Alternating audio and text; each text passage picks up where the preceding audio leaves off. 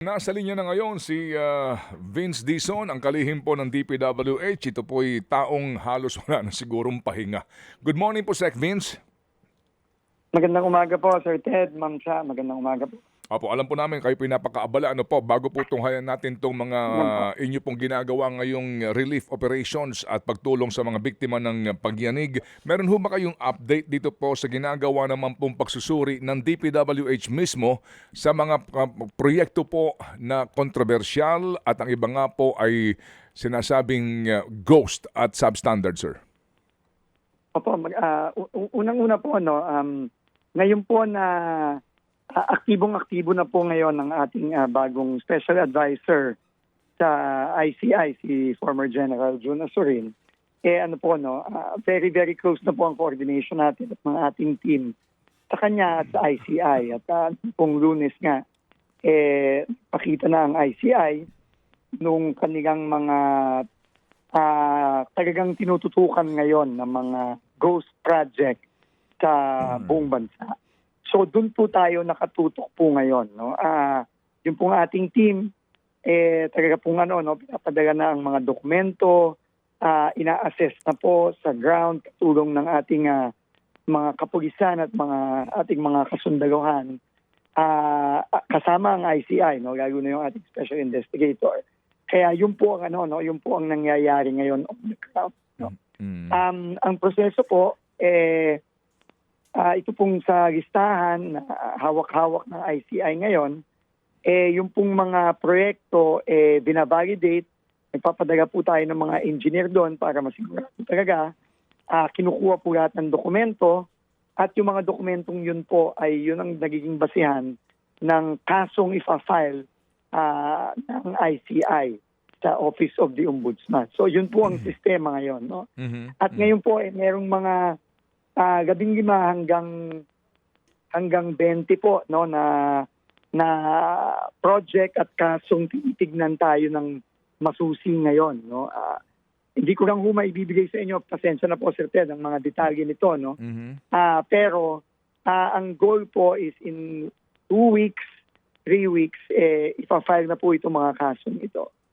Okay, Sec, sorry po, no, kasi Opo, okay lang po. alam niyo ho yun, yung nung nawala ho si General Magalong, tapos kayo po ngayon naging abalad because of these calamities na sumabay pa po naman, parang bulag ng taong bayan doon sa saan bang mga lugar ngayon ang napuntahan na po itong inyong team, then dumating itong si Ginoong Azurin, kasi di ho ba naka-schedule supposed to be po yung Leyte, Region 8, Opo. no? Paging itong sa Ilocos. Opo. Kasi alam niyo ho yan, hindi may tatanggi.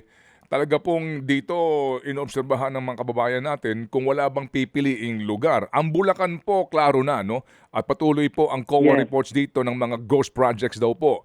So, maliban sa Oriental Mindoro, so saan pa pong lugar kaya ito at yung pong Leyte at saka Ilocos na sinasabi po nila? Yung pong Leyte at in fact, yung Leyte po at Biliran na dapat napuntahan ko. Pinapuntahan ko na po yan sa ating mga tao sa DPWH, no. Pero nag-usap po kami ni General Azurin at sa mga susunod na araw po meron kaming mga bibisitahin sa mga iba't ibang lugar, no. Siguro, Sir Ted, ayaw ko lang siyang pangunahan, no. Pero meron po kami mga pupuntahan. Kasama din po yung mga lugar na sinabi nyo, ang Region 8 at ang Region 1, no. Okay. At ang maganda naman po, pinakita naman po ni General Azurin at ni Attorney Osaka yung breakdown, no, nung mga suspected na ghost project, no. At kasama po, meron po sa Region 1, meron po sa Region 8, pero marami din po sa iba't ibang lugar, no. In fact, ang pinakamarami po talaga, kung makikita natin sa Luzon, some parts of Visayas, kasama na rin po ang Region 8. In fact, sa Visayas po ata, ang count mataas po sa Region 8, no. Sa Region 1 naman, syempre ang pinakamataas na count nasa Region 3, pero Region 5 din po, mataas din po ang count diyan, no. At syempre, yung Region 4B, no, na nakikita natin parang talagang pasensya na po sa paggamit ng term, no, tinatawag nilang mga epicenter, no, nitong pagnanakaw ng pera dito sa DPWH, no. So pupunta po kami dyan. No? Hindi ko lang po mapangunahan si General Asurin kung saan kami pupunta. Kami po mismo, kaming dalawa, no, sa mga susunod na araw. Pero as we speak po, umiikot na po yung ating mga teams. Nasabi na rin po ni General Asurin to. Pero kasama na rin po dito ang AFP at ang PNP. Okay. Yung Region 11, sir, yung Davao Region po. Sa ano po, marami din po sa Region 11. In fact po, out of the 51, parang po lumalabas, parang mga mahigit kalahati po nasa Region 11, no, sa Mindanao. So, pupunta din po kami dyan. At agad naman po, nagpunta na po kami dyan ni Mayor Magalong nung siya ay nandun pa. At isa sa mga kasong malapit ng ma-file ay yun pong binisita namin na project noong 2021 sa Davao Occidental. No, yun pong talagang obvious po na ghost project. Kasama po yan sa mga susunod na kaso na malapit ng i-file. Opo. Sir, di ba meron kayong kaninyo na undersecretary na specifically in charge po dito? Opo. Opo, okay. Sir, kasi nga po sa lawak, sa dami, na halos lahat nga po ng regions meron. So, Tama po. ano po ang, sinong katuwang niya? Ito ba'y delegated na responsibility and task? Halimbawa, meron din po sa Zamboanga. Ang lalayo po nito, ang lawak nito, and they Tama have to po. stay there for, I think they have to stay there, no? Hindi ito balikan lang po na biyahe, parang asuriin po ito sa libo-libo. So ano po ba ang, dito, ang diskarte ho ninyo o pamamaraan po ninyo para lahat po ng lugar masakop? Mapunta. Ganito po, ang katuwang po ni General Asurin ay si former General Ato Bisnar, no, yung ating USEC for Operations. At ang kanila pong ginagawa na ay kasama po ni General Asurin, sila po ay nagko-coordinate sa ating PNP at AFP at nagpapadala po ng mga engineer tayo na not necessarily taga doon sa mga lugar na yon. Dahil may intindihan naman po natin na hindi natin pwedeng ganun-ganun lang pagkakatiwalaan yung mga DPWH engineers natin sa mga lugar na pupuntahan. So halimbawa po, no, sa Zamboanga, sa Region 9 at sa Region 11, no, sa Zamboanga at sa Davao. No, meron po tayong mga kausap na mga AFP at PNP dyan na initially tinitignan yung mga lugar at nagpapadala po tayo ng mga engineers natin galing sa central office na may tiwala na tayo at sila po ang nag-check doon. Kasabay na rin po ng pagbubuo nung case file, nung mga dokumento na related dun sa mga proyektong binibisita natin. So ito po ay sabay-sabay, no? Kasi imposible naman pong kami ni General Asurin, ni General Bisnar, umiikot, no? Imposible po yan. Aabutin na po tayo ng taon dyan, no? Kung yun ang gagawin natin. So Okay. meron na pong mga composite team na umiikot. Kasama po ng mga trusted natin na engineer. Okay. So, kapag ho ba nakalap nyo na po itong mga matibay na ebidensya dito po sa usapin na ito ng ghost or substandard projects na bayad na, ihahain nyo po ito sa ICI at bahala na ang ICI mag-press conference dito, maghayag sa media, wala na hong pamamaraan para mismo mapakinggan ng bayan kung saan mga lugar ito at anong mga projects ito? O meron pa rin po kayong, meron pa rin po, kagaya po ng ginagawa nyo dati, kayo mismo po naghahayag sa media? Ganun po ang proseso ngayon, no, para humaayos ang sistema na kapag, halimbawa po, no, meron na pong na-validate na lugar, no, so sa loob ng isang linggo, merong suspected na ghost, pupunta na po dun yung mga teams natin kasama ang PNP at AFP. Sabay na rini-review na po ang mga dokumento noon. Kung yan ba, binayaran na, sino ang contractor niyan, kailan binayaran, at automatic na po yan, ginagawa na po yung kaso. Actually po, hindi po siya ganun kahirap at ganun katagal. Dahil nga po, kung yan ay ghost, kamukha po halimbawa nung pinayag natin sa Bulacan at sa Mindoro na inihain ng ICI, ang bilang lang po ng linggo dyan, 2 hanggang 3 linggo maximum. Nakakapagbuo na po tayo ng kaso at yan po ay fina-file na at yun po at pagka-file ay ina-announce na. So Pero ngayon po ang sistema ngayon ay lahat idadaan na sa ICI para po organisado at ang ICI po ang nag-aanunsyo. Opo. Opo. So yun po. No? Opo. Kasi nga po, kumbaga sa paper trail nito, madali lang ho naman doon sa mga Madali lang po. sa mga office ng DPWH. Yun bang pagbabalasa po ninyo sa mga regions ng mga direktor nila at maging sa mga distrito ay nagawa na po ninyo para hindi ho matamper, masira o mawala ang mga dokumento po ng mga proyektong ito? Unang-una po yung mga dokumento halos na po, no, fully submitted na po lahat, no. Ang lagong-lago na dito sa mga suspected na ghost. Yung 400 na tinututukan natin ngayon, no, pinaprioritize natin. Yan po ay kumpleto na. No, nasa atin na po yung mga dokumento niyan. Yun naman pong bagasan. Siguro po, Sir Ted, sa mga susunod na araw, susunod na linggo, meron na po kaming mga announcement dyan. No? Dahil alam niyo naman po, nagpadala na po kami ng mga show cause at umaandar na po yung prosesong yan. No? Lalo na doon sa mga iba't ibang mga regional director, district engineer na report na sa atin. No? So ongoing po yan. Pero sa mga susunod na araw, siguro mga 1-2 weeks maximum, makakapag-anunsyo na po tayo ng resulta ng ating ginagawang review ng mga regional director at district engineer. Okay. May report po sa Quezon, Sec? Sa Quezon po, tungkol saan po? Opo, dito po din. Project po o district engineer o regional director? I'm sorry, about the projects po in Quezon. Meron din po sa Quezon. Meron din po sa Quezon ng mga meron din po tayong mga tinitignan sa Quezon mismo. No, na mga proyekto na kasama dun sa initial list na tinututukan natin. Opo. Sige. So again, ang inyo pong ang pinagbabasihan po ninyo ay ang sinisimulan po ninyo Diskaya projects, ganun po ba 'yon? Sims projects, itong mga ganun po 'yon ang inyong direksyon? Actually po mas malawak na po ngayon, no? Hindi lang po yung mga usual na pangalan ang lumalabas ngayon.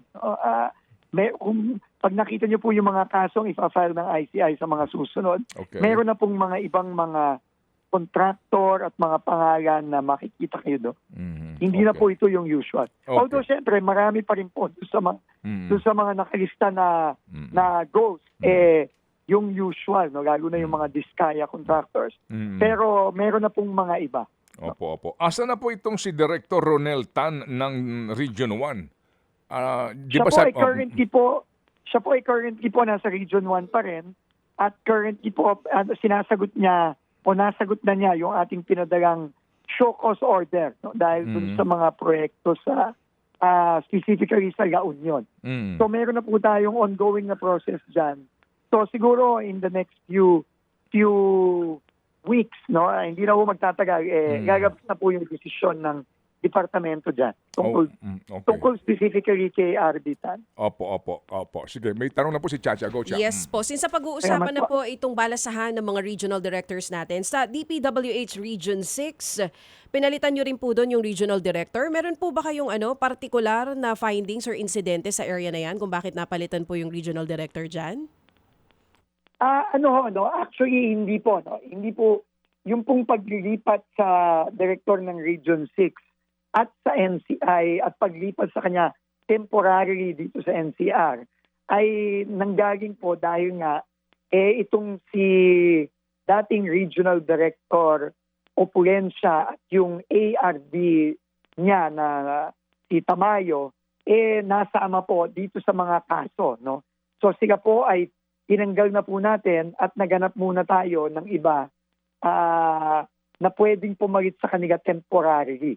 So yung pong paglipat doon kay nakalimutan ko yung apelyido, no, yung si Regional Director Joel Tempenco, no, ng Region 6 sa region sa NCR ay dala po nung pagtanggal natin kay Opulencia at kay Tamayo dahil nga po sila na involved dun sa iba't ibang mga iniimbestigahan natin, specifically sa dun sa La Union, kay Tamayo. Kasama po sa flood control investigation. Opo.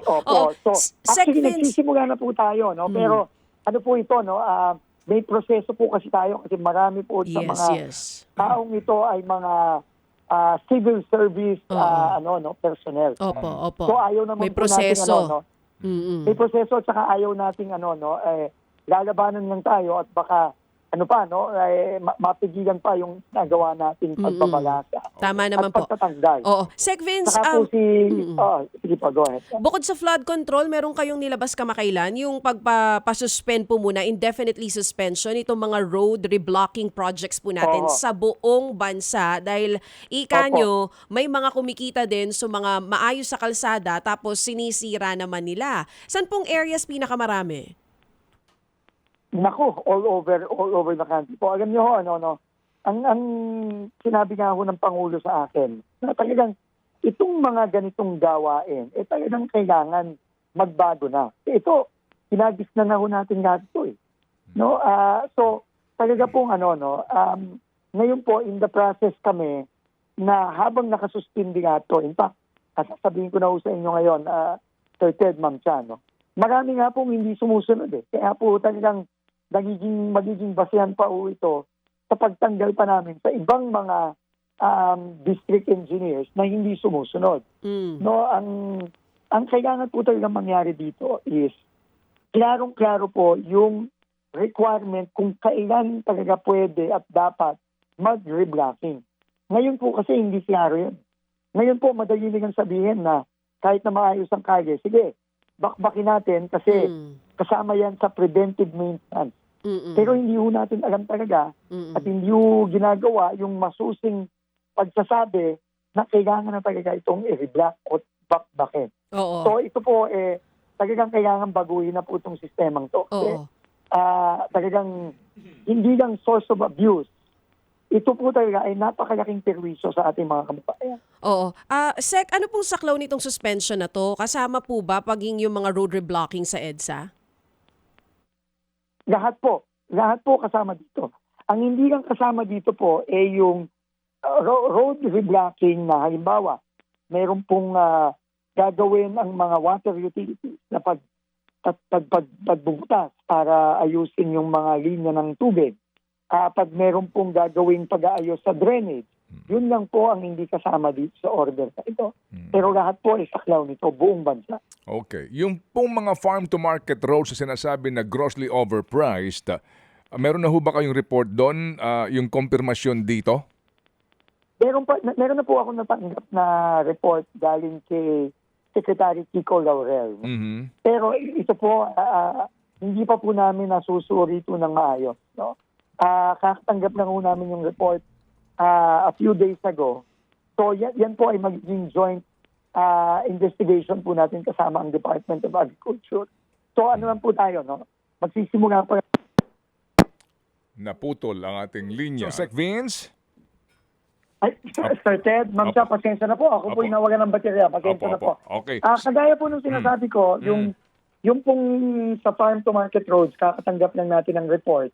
Pero makikipagtulungan po tayo dito kay Secretary Kiko Laurel para po masimulan na rin po ang investigasyon na ito. No? Kasi, alam niyo po, sabi nga ho ng Pangulo natin, kailangan wala tayong dito, hindi titignan kung merong report ng ganitong mga anomalya. Mukhang matagal na po ito, taon-taon Opo. na rin po ang binibigang nito. Okay, sige po. Sec, ito lang po, yung aming mga tagapakinig ngayon at mga nanonood sa atin, ang unang reaksyon nila doon sa sinasabing pag-ikot nyo sa mga lalawigan at mga regions, baka daw po kasi meron kayong findings sa mga region na mga sinasabi nila. Alam nyo na, yung region po ng Presidente, ito pong region sa Region 8. Baka daw po kasi pag meron kayong report at ibinigay nyo sa ICI, ang ICI po, sikreto ang mga proceedings doon at ang pinipili lang pong informasyon ni spokesperson Hosaka, hindi po lahat. So baka ho magkaroon ng duda ang taong bayan na pag may findings kayo, ibigay sa ICI,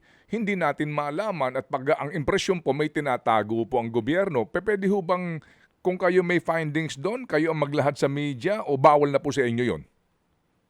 At makikipag-usap po ako sa ICI. Pero ang usapan po namin, para siguro mas ma-appreciate ng mga kababayan natin at tayo naniniwala na very sa credibility at integrity ng institusyon na yan. ng ICI is, ang usapan po namin dyan ay first in, first out. Ganun lang po kasimple, no? Para kumbaga bulag po tayo sa kahit anong proyekto, kahit anong lugar, kahit na sinong contractor o kung sino man ang involved. Kung ano po ang unang mabubuo natin ang case file, no, base sa mga iniimbestigahan natin ngayon. Yun po ay isasubmit at yun din po ang unang i-aanunsyo at isa sa publiko ng ICI at yun din po ang unang ilalabas at i-file sa Ombudsman. No, yun po ang klarong naging usapan namin sa magiging proseso. Simple lang po. Okay. Mabuo na kaso, yun ang unang ilalabas sa publiko at yun ang unang ipafile sa Ombudsman. Para po walang masasabi na itinatago si ganito, inuuna si ganito, inuhuli si ganito. Yun po ang naging agreement po namin. Pero tatanungin ko po ang ICI, no, kung ano ang magiging magandang sistema para naman regular pong nagkakaroon ng update ang ating mga kababayan kung ano ang mga kaso at mga proyekto at kung saan at yung mga iba pang detalye nito para naman malaman ng mga kababayan natin. Sige po. Okay. Sige. So, sir, ito pong mga damage na mga bridges and infrastructure sa mga tinamaan ng pagyanig, ano po ang pinakamalaking mga damage sa AMPO at paano po yung repair nito o pag-aayos? Saan kayo kukuha ng pondo? Opo. Unang-una po, no, ang pinaka mabigat po talaga ang tama, no, dito sa mga lindol na dumaan ay ang Cebu pa rin. Cebu po talaga ang malaki ang naging damage. Awa ng Diyos po sa Davao, no, lalo na sa Davao Oriental na twice na po natin nabisita in the last few days. Hindi po masyadong mabigat ang damage sa lalo na sa mga kalye at tulay. Pero meron pa rin pong mga konti, no? At yung pondo pong gagamitin dyan ay galing sa quick response fund natin, no? Na pinapamadali talaga ng ating mahal na Pangulo, no? Sa Cebu po, na-release na po yan. Meron na po tayong available na 1 bilyon na release po ng ating Pangulo nitong nakaraang linggo lang. At ongoing na po ang repairs ng mga bridges at tulay. At magbibigay po kami ng report ngayong linggo, no? Ipapakita po natin ang extent ng damage ng lindol at yung ongoing repairs ngayon, no? Okay. Sa mga tulay at sa mga kalye. Ang importante din po aparte diyan sa mga tulay at kalye, yung mga ospital at mga eskwelahan, no? Yan po ay meron pong separadong pondo na manggagaling sa DepEd at sa DOH. Yan po ay pero yan po ay sinisimulan na rin natin gawin kahit na wala pa po yung pondong natatanggap natin, no? Kasi kailangan i-advance na po yan lahat ngayon, no? So, yan po ay ginagawa na rin po natin at magbibigay din po tayo ng report. Hindi lamang sa Cebu at Davao, kundi pati na rin sa Masbate, no? Kasi alam niyo naman po, sunod-sunod po ito, Kuya Ted. So, magbibigay po tayo ng report dyan, no? Pero tuloy-tuloy po ang trabaho natin dyan. Opo, yung pong mga tents daw, gustong papalitan ng Presidente ng modular na mga tirahan po. Ay, hindi naman po papalitan. Ano? Meron lang po tayong gagawing mga, kasi hindi naman po, sa dami po ng mga pamilya na kinakailangan, no, ng temporary shelter. No, hindi po natin, meron pong 150 na available na mga storage container vans, no? Ito po ay sa kasalukuyan itinatayo na po sa Cebu, nagtatayo na rin po tayo sa Davao. Pero yung mga tents po na nagpapasalamat po tayo ulit sa Philippine Red Cross, kay Chairman Dick Gordon, ay tuloy-tuloy pa rin po yan, no? Hindi po yan either or. Ano po yan? Sabay-sabay pong ginawa na yan, sabay-sabay pong gagawin, at magtutulungan po ang DSUD at ang DPWH at ang Red Cross para talaga mabigyan natin ng temporary shelter yung ating mga kababayan. Opo. Sige po. Salamat po sa update, Secretary. Muli ko kaming tatawag para po sa inyong pagre-report, no? Pag-uulat po sa aming mga babayan. Sorry po, meron po akong dagdag, no? Pasensya na po, no? Importante lang po ito, no? Bukas po, ako po ay pupunta ulit sa ICI kasi nagpatawag po ng meeting ang ICI, lalo na ang ating chairman, si Chairman Andy Reyes, ng meeting specifically on yung tinatawag niyang restitution. Ang ibig sabihin po nun, yung pagbabalik po ng pera ng mga kababayan natin. Napaka-importante po niyan, no? aparte po sa pagpapanagot natin, pagpapakulong, kailangan din po maibalik ang pera ng mga kababayan natin. So bukas po ng umaga, ako po ay nasa ICI, kasama po ng iba't ibang ahensya po ng gobyerno, kasama po ng AMLA, kasama po ng LRA, kasama po ng LTO, kasama po ng iba't iba pang ahensya, para yung pong mga assets na na-freeze na at yung mga assets na i-freeze pa lang, gumawa na po tayo ng timeline at ng proseso kung gaano kabilis natin maipapabalik ito. Kasama na rin po ang PCC at ang Office ng Solicitor General. No? Kasi po kailangan po malaman din po ng mga kababayan natin kung kailan po ba talaga at gaano kalaki ang maibabalik na pera ng ating mga kababayan. So bukas po yan ang umaga, Sir Ted, Ma'am Cha. O sige po, aabangan po namin to, Secretary, at muli po salamat na marami sa inyong Importante pong po yan. panahon. Opo, yes sir, we understand. Importante po ito, yung restitution vis-a-vis the forfeiture. Nito nga pong sinasabi. Yes, Opo, tama po. Opo, okay. Tama po yan. Sige. Salamat po, Sec, at Salamat po mag-iingat ng po kayo. marami, Sir Ted, Ma'am Cha. Opo. God bless po. Thank you.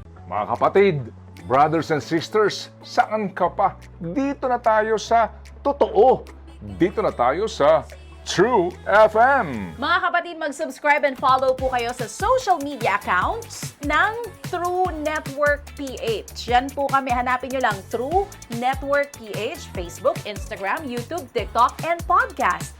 Mapa-Apple or Spotify man yan, mahahanap nyo kami. Lahat ng mga napapanood at napapakinggan nyo po sa programa, nasa social media accounts namin yan. So, paano mga kapatid? See you sa social media!